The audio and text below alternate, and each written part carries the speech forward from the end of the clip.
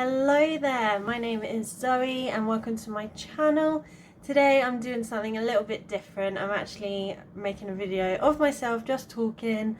It's actually going to be on the subject of ORF in humans. Now you might have clicked on this because you're curious, you're nosy, you might have clicked on this because you also may have ORF currently, and I just want to talk to you about my experience with ORF. It might help you in some way, ease the pressure or make you feel a little bit better about the situation. So back in 2023 I contracted ORF from one of my pet lambs. Now I've been a farmer for 8 years and I've managed to stay away from ORF all that time. However, last year, yes, 2023, I managed to get it from one of our orphan lambs. So we already have ORF on the farm, but we do get lambs in from other farms. So if new lambs come in, then they will have to go through the process of getting ORF out their system almost. So it's a zoonotic disease, so it can be spread from animals to humans, and it's normally on the skin. So it's the parapox virus, I believe. And from opened wounds on the lamb's mouth. If you've got a sore or cut and that gets into your sore or cut, then you can get it. And this is what happened to me. So we had lambs, new lambs with ORF, and I'm a picker, I get quite anxious, so I had cuts on my hands, and obviously it managed to get in, and it was this finger, the one in question. So yes, this finger. And I did actually do a little photo of pretty much every week of having ORF, couple of extra. I documented having it, so just in case, you know, one of my staff gets it. I'm always very worried now that I've had it. It is awful. I know why they called it ORF. It is awful. So if we're looking at my photos, my lovely documentation, I have week 1. So it started out as this little blister. As you can see, I actually have on top of that one of these. So this is for like cold sores and stuff. I'm on this wonderful Facebook group called Ladies Who Lamb, and on there a lot of the husbands, partners, they would write on there, oh, we've got ORF this year, my partner's got it, he feels really rotten. Any advice, any suggestions? And someone recommended these because it kind of is like a cold sore, because it's like, you know, you can get it on the face, and it is a sore. So these little patches I was putting on for the first week, so I thought that would help. I really did. And then this was in the same week, so this was about 5 days after that initial photo, so it looks even more like a blister there. And then there's this one, so I kept it wrapped. I was hoping I was doing it the world of good, keeping it wrapped. And then, as you can see, it's looking really big there. So it's very red on the outside, and it's looking a lot more blistery. It started to get like a little black dot in the centre of it. Like a little eye, I used to call it. So this is it on week 2, I believe. Maybe 2.5. So it had the little black dot in the centre of it, and I was spraying it with Engemycin Spray, thinking that would help. You know, whatever gets you by, you know, sometimes you have to. And then here we have it on week 3. Now this was the blister. It was very itchy and red around the sides, and there was like an eye in the middle, like a little pin dot. I was spraying it then with more advice from my lovely Ladies Who Lamb group with Backtakil, thinking that would do the job as well. Don't judge me. I thought I would have tried anything at that point. And then here it is on week 4. Yes, this is week 4. So this is the blister with the big eye in the middle. It's hard to see the big eye, but I promise you it's there.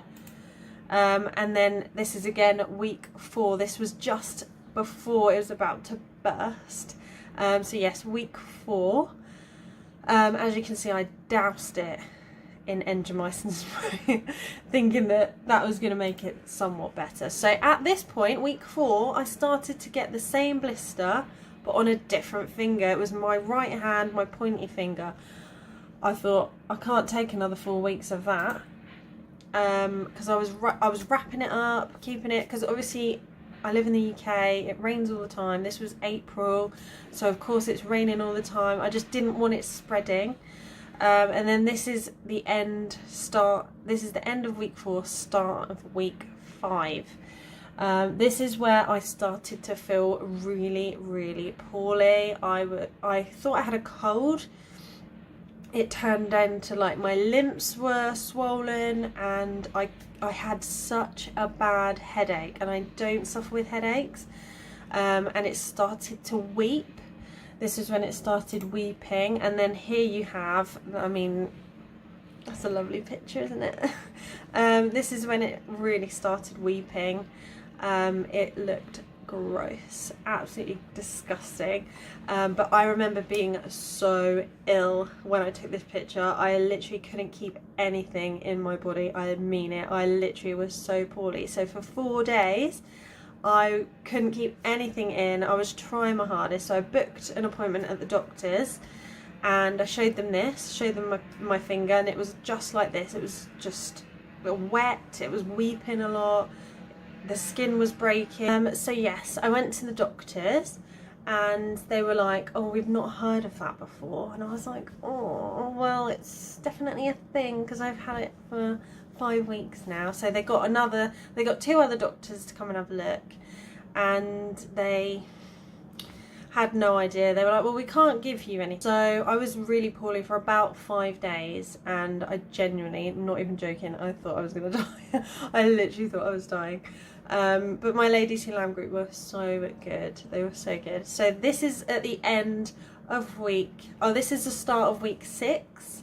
So it's really disgusting, really itchy at this point. It was so itchy. I couldn't scratch it because I didn't want it to spread, and also I didn't know what it was going to look like after. So if it was going to scar or stuff like that, I just, you know, just trying so hard not to itch it. And then this is it, when it finally started to heal and go away. So it was about 7 weeks it started crusting, and I just got over feeling so rough.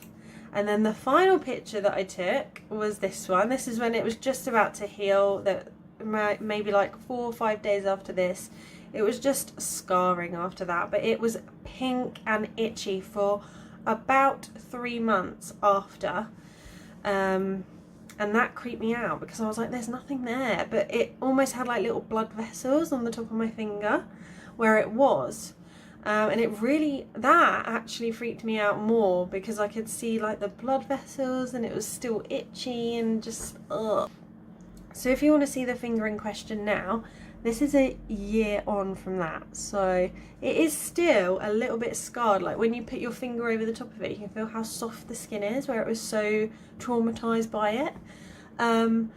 But yes, so Engemycin Spray, Backtakil, and the little cold sore things, I don't think did anything really. Maybe stopped it getting infected, but also I did have it wrapped a lot because I didn't want to spread it.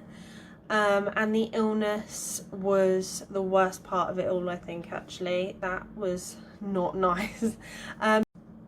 So apparently once you've had it, you will not get it again. Not that I'm going to try, but it's nice to know that I potentially may not get it again, so that's good. But yes, if you do have ORF, I feel bad. I do feel bad for you, but that was my experience with ORF.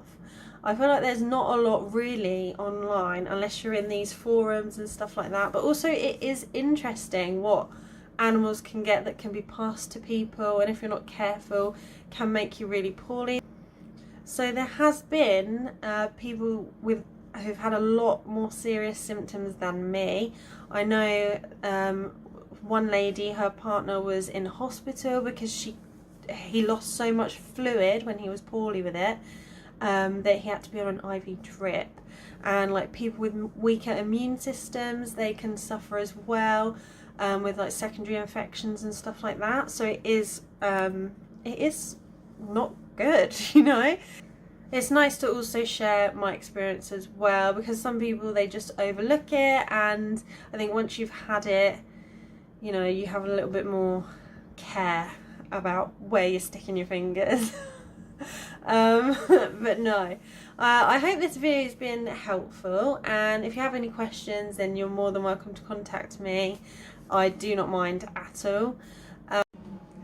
So I hope this video has been of some use to you in any way, even if it's just entertainment. Hopefully it's educated you just slightly, and hopefully you don't have ORF if you are watching this, but if you do, you can do it. So yes, thank you so much for watching.